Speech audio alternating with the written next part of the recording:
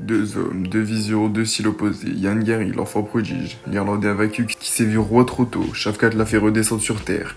Maintenant, il n'a plus le droit à l'erreur. Carlos Prates, le sniper brésilien, 4 combats et 4 KO, tous terminent avant la limite. Il ne parle pas, il frappe fort et précis.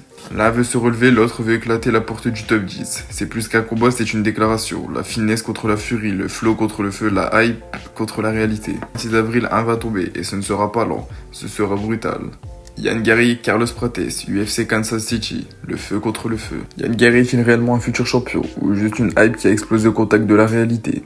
Car soyons honnêtes, face à Shafkat, il a été dépassé et dominé. Aujourd'hui, il revient contre un adversaire bien moins classé, mais peut-être encore plus dangereux. Carlos Prates, c'est pas un top 5, c'est un tueur du bas de classement. 4 combats, 4 KO, tout spectaculaire.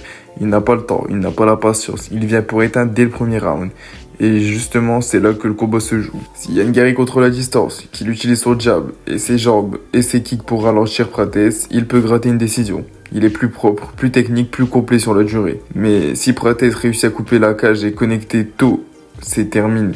Parce qu'il frappe vraiment trop fort pour un mec comme Gary qui a déjà montré des failles en striking défensive. Alors selon moi, il ne peut y avoir que deux scénarios à ce combat. Le premier, une victoire de Carlos Prates par KO au premier ou deuxième round. Ou alors une victoire de Yann Gary par décision. Je ne vois pas Yann Gary terminer Prates. Je pense que Yann Gary l'emportera quand même par décision. Nous le savons, quand Yann Gary a des failles en striking, il n'hésite pas à utiliser sa lutte.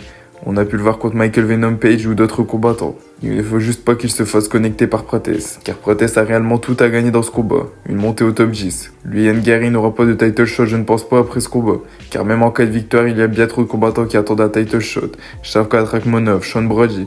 D'autres combattants sont bien mieux classés que lui et attendent un title shot. Celui qui a tout à gagner, c'est Carlos Prates. Alors est-ce que Yann Gary est sur une pente descendante ou alors Prates est sur une montée? Nous allons bien voir dans ce combat. Selon moi, Yann Gary va quand même l'emporter à la décision. N'hésitez pas à me dire dans les commentaires vos pronostics sur ce combat. N'hésitez pas à vous abonner à la chaîne et de lâcher un like et un commentaire. Et moi je vous dis c'était Nadir UFC, à la prochaine.